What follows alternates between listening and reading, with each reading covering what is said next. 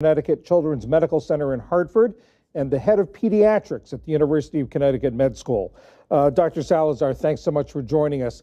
I read you where you described the situation at Connecticut Children's Medical Center as an emergency. What's going on? What's it like there right now?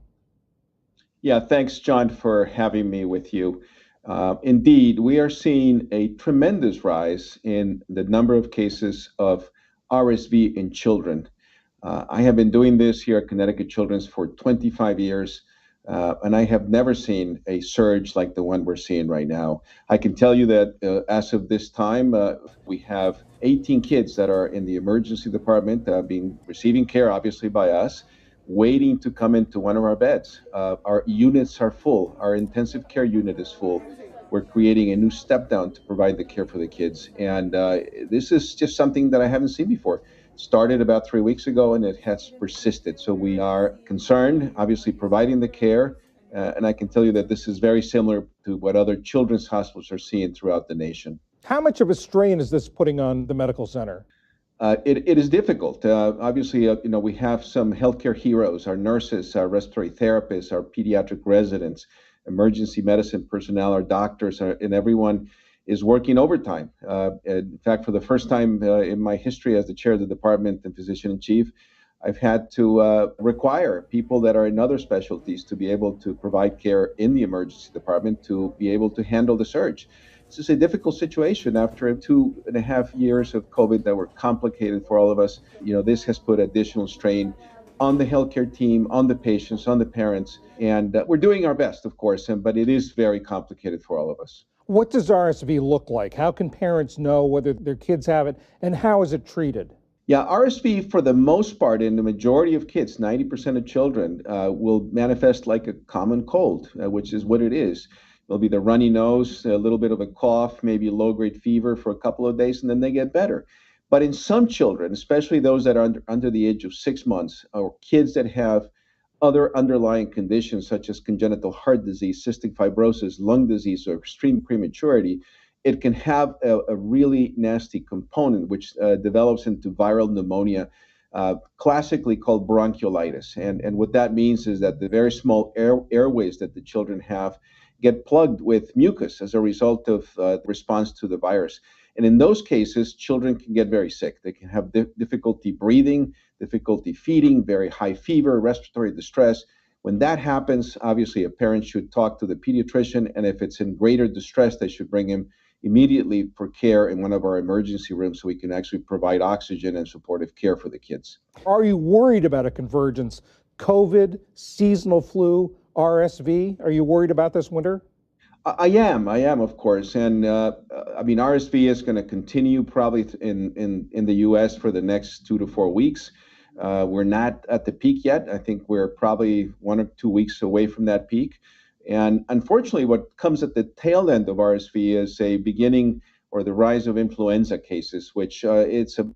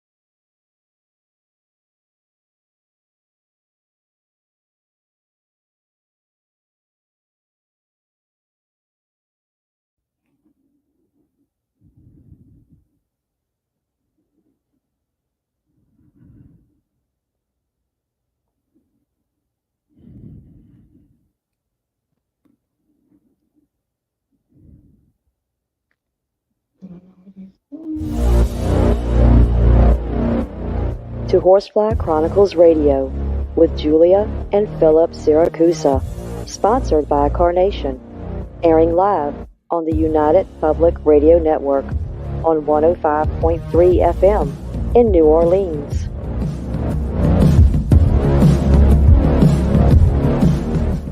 This show's entrance has been edited, produced, and directed by Gwen Clapper from Perfect Trust Productions, LLC. You can find us at perfecttrustproductions.com.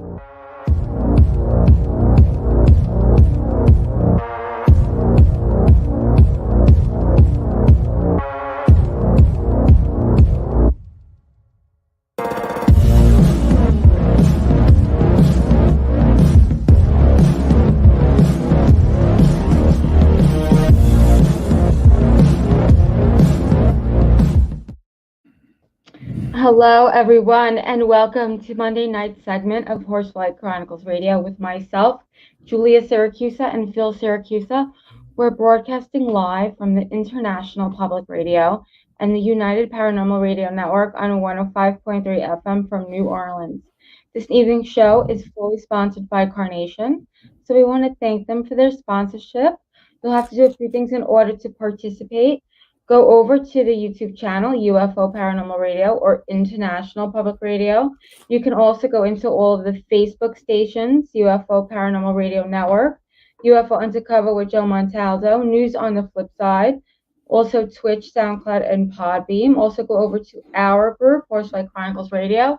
And if you have any questions for our guests, please ask. So tonight, guys, we have an amazing guest. So please welcome Reverend Peter Panagore, recruited to TV as the fifth minister of America's oldest religious broadcast. Peter's 2-minute spot aired for 15 years just before the morning weather on News Center, Maine, on 2 NBC stations, reaching 80K viewers a day. Previously, Peter served in New England as a United Church of Christ minister. His Audible bestseller, Heaven is Beautiful, has been optioned for a film. His first book, 2 Minutes of God, is drawn from his 1,700 TV stories. Now he's working on his third book. So please let's welcome Reverend Peter to the show. Welcome. Thanks for having me, Julia. Hello, Philip. Hi. Hello, New Orleans. I've seen some of your interviews out there on podcast, and I found it quite interesting. Near-death experiences, especially, is one of my favorite topics. And I like to see people's perspective of where they went, what they felt. So we'd like you to take us to the first near-death experience and what unfolded.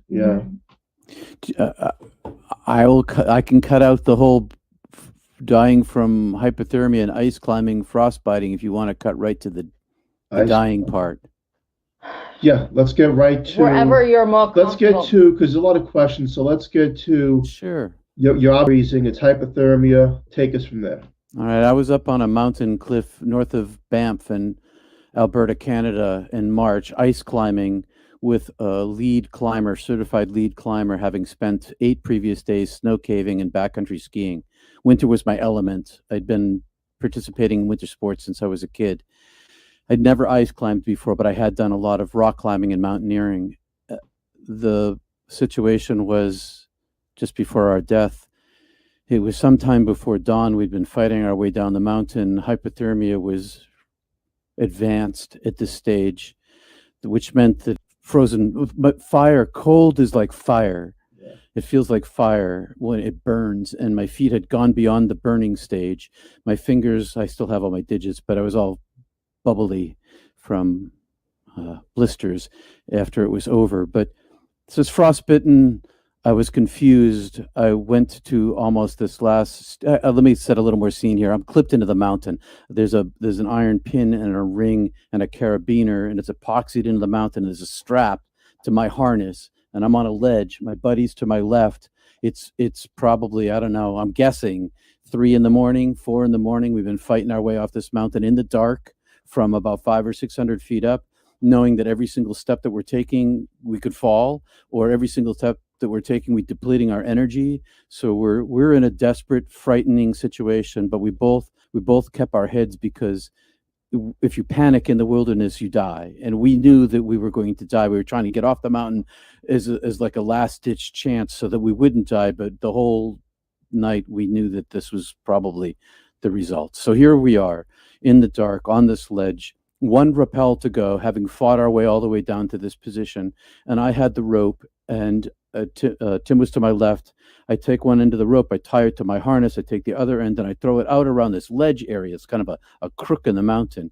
And as I pull it, it jams up above us. So and there's nothing I can do. I can't go back up again.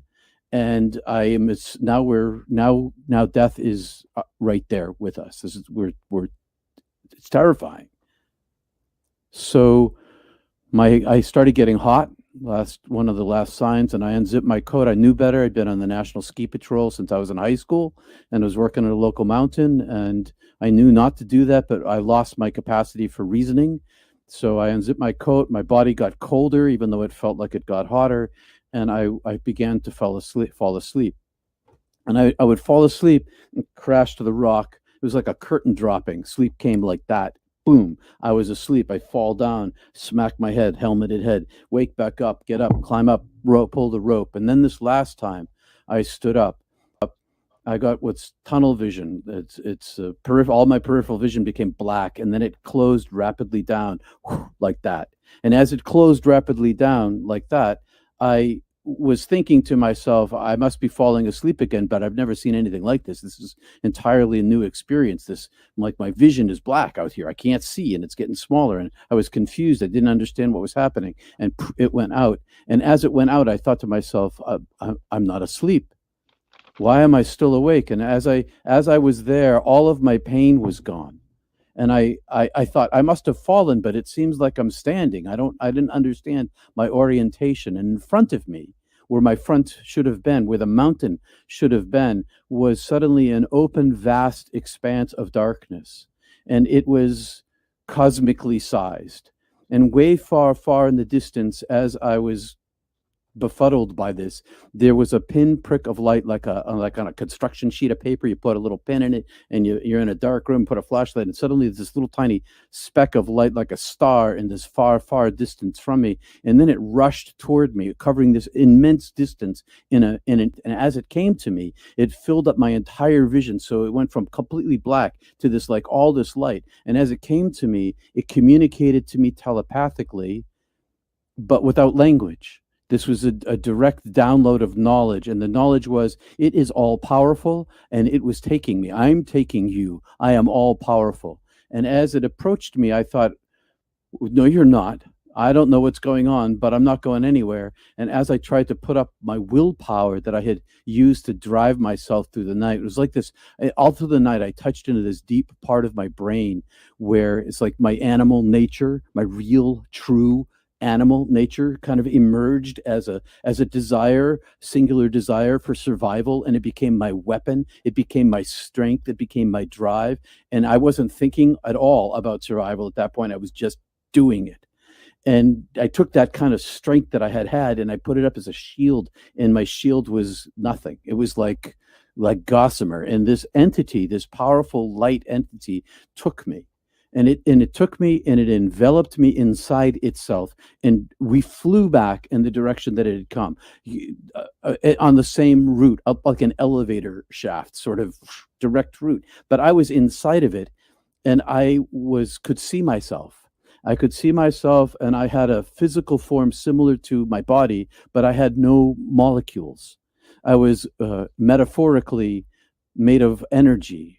I had an energy or a light body shaped in a similar fashion to my human self, but the proverbial silver cord people talk about that's connected to their bodies, that was gone. That I'd experienced that before in my younger life. There was no connection. It was severed.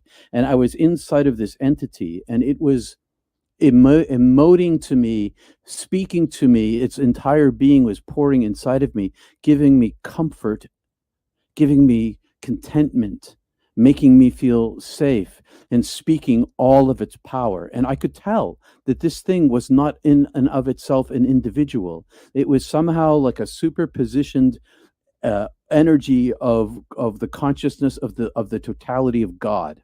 The infinity itself was way far up and away somehow, but also extremely present in this more limited form. And so I'm inside of this, and I can see out through it, but I can't move, and I'm like a Raggedy Andy doll. I have no energy to move at all. I can't move, but I am completely content. And I as this is speaking inside of me, I have another point of view. So I'm also outside of this, like an eyeball, seeing myself inside this entity that's immense, carrying me up. Only out here, I don't really have a physicality, so I don't really have like a location. But I'm watching myself looking at me inside of this orb from these two perspectives. And as I swept back to this point at which it emerged into my darkness, it sort of unfolded itself or expanded itself or popped me out, or there's some sort of transition that happened. And I was now in a greater darkness. And this darkness was a no thingness. There was no thing there, no molecules, nothing we would consider as electromagnetic energy, no electrons, no muons. There was no thing that was a thing there. There was only this energy consciousness that I was.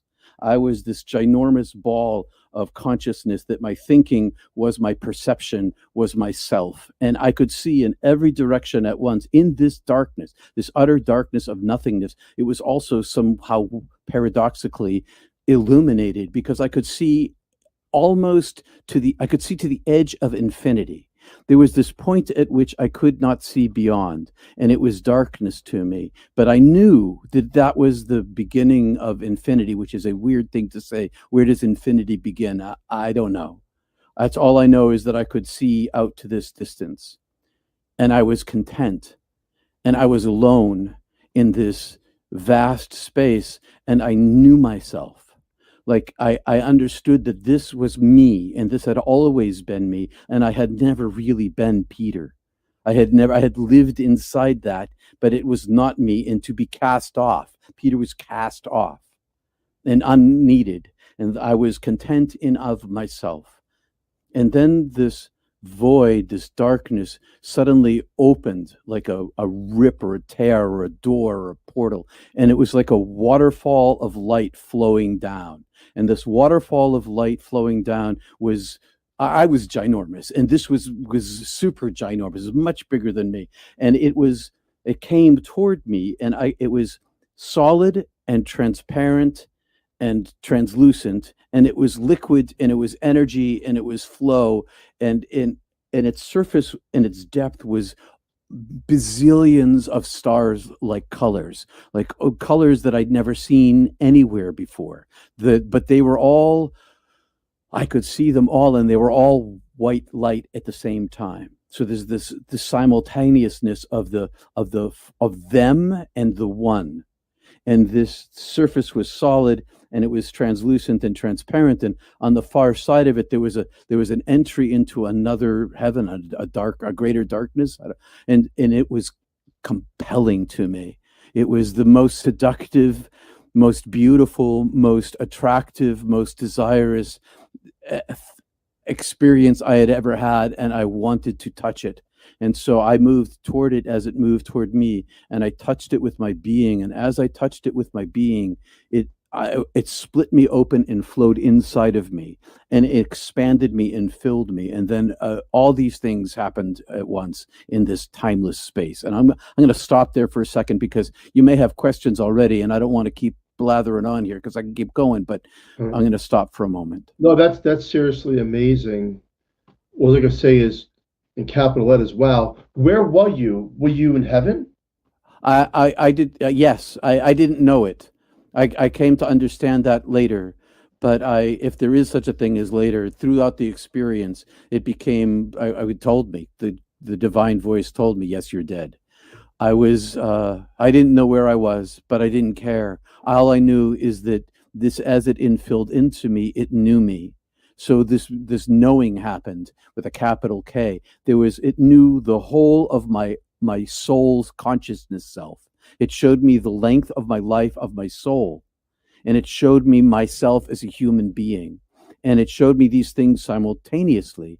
So I'll tell it this way, that as it came into me, and I knew myself being known, and that there were no portions of me that were hidden, I experienced a hell of my own my karma. My karma created my own hell, and the hell that I went through was this life review of being inside of every single person that I ever hurt in my entire life.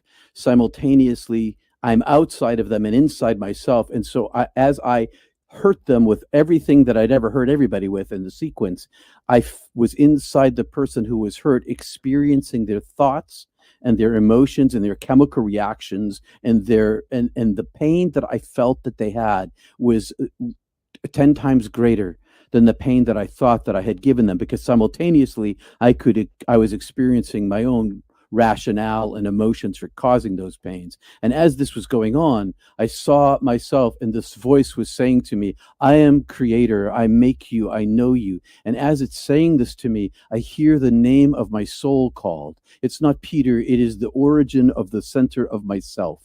It's my birth of my very being, not my physical being, but my soul consciousness. And I am conscious that it's always being spoken into being. There's this timeless sense of always being present in the now, being made anew, simultaneous with this eons old ancient aspect of my eternal soul self. And so while I'm stopping, I have a couple questions. Yeah, go ahead. So is it safe to say now, physically, you're gone? Physically? Yeah, there's no physicality whatsoever. Physicality ceases your body's to exist. There, frozen, and you're dead. Am I correct? I am nowhere near my body. I don't care where it is. It's it's no concern of mine. So so you went to this beautiful place, it sounds, and you're experiencing different things, and you start to become aware of you and who you are from this being of knowing, and the being knows you and everything about you. Are you now, at this point, hypothetically speaking, what we would call a ghost in the physical realm? I asked that for several reasons. I think so. I asked you that for several reasons. I ask you that because, well, first, we're paranormal investigators, and second, there's been a lot of studies done of people in hospitals that cross over, and they have the ability to see what's on the top shelves and what's going on, and the doctors watch, working on them, and then when they come back, they also talk about the prayers that were sent out, but they're in a spirit form in the physical realm as well. So will you, in both